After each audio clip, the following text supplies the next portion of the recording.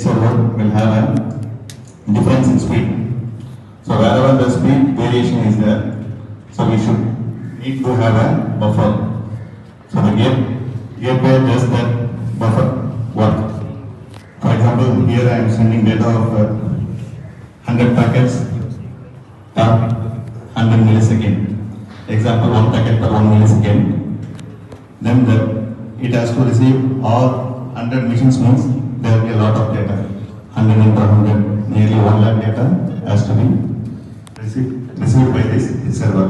But the speed of the edge server is more high when compared to this hardware. So whatever the data sent by a hardware has to be received by a edge server with a matching speed. So this hardware will have a buffer storage.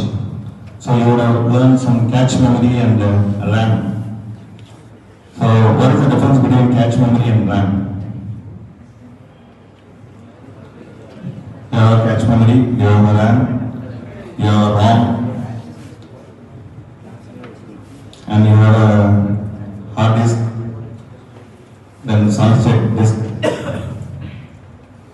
So cache is the memory which is available in the processor itself. So that won't have any battery backup. It's a fastest memory area where the data can be stored at very fast, but if you switch off that one, immediately the data will lose. So RAM is nothing but you will have that random access memory, that is a full form, but that has been backed by a CMOS battery. In a system you will have a CMOS battery. If the CMOS battery goes means you can, whenever you are brought on, your date, time, everything has been come to the actual, what is that, today's date, time means meeting, coming in the screen, no? That has been backed by CMOS. So that CMOS battery holds the data of RAM memory. So if CMOS battery goes, then the RAM data will get erased, then you have to do all the settings. So what is, then comes the hard drive. Earlier the hard drive was with the magnetic disk. Now it is with chips. A lot of small silicon chips has been used. And latest is maximum 122 TB is available. But in market we are getting up to 2 TB hard disk.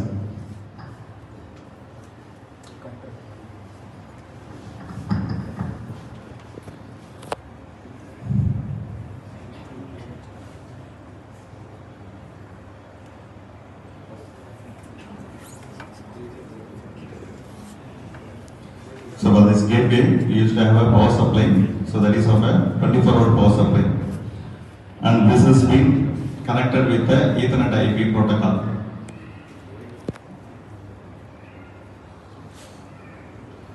So IP is nothing but industrial protocol. Whatever you are using in a data transfer in a network, it will be of TCP/IP.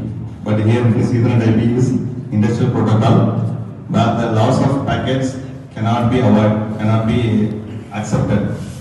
In normal data transfer, packets loss can be recovered, but in industry it is not possible. So we are using Ethernet IP protocol, which is more fast, more secure, and data loss is very minimal. For that, the Ethernet IP has been used. So the edge server will have a basic calculation of our own data. Once the data has been calculated, that will be pushed to the internet. So that in IoT, we used to say as variables. What are the IoT variables? So IoT variables, for example, I will take this as a one CNC machine. So we have a temperature, vibration,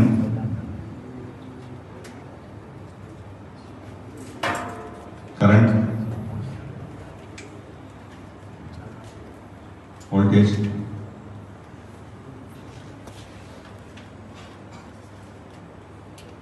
so on. There are a lot of IoT variables where you can able to have individual variables for individual data.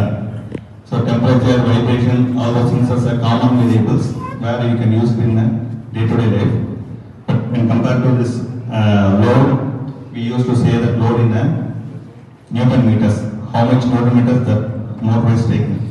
So with the IoT, what we are doing is, we are calculating the basic initial condition of the machine. What the machine takes current in the first year of purchase. After 3 years, how it is working. So based on the data, we will say that in another 6 months or another 1 year, this motor is going to fail. That means the bearing going to fail or the belt going to fail. Like that, we are able to predict.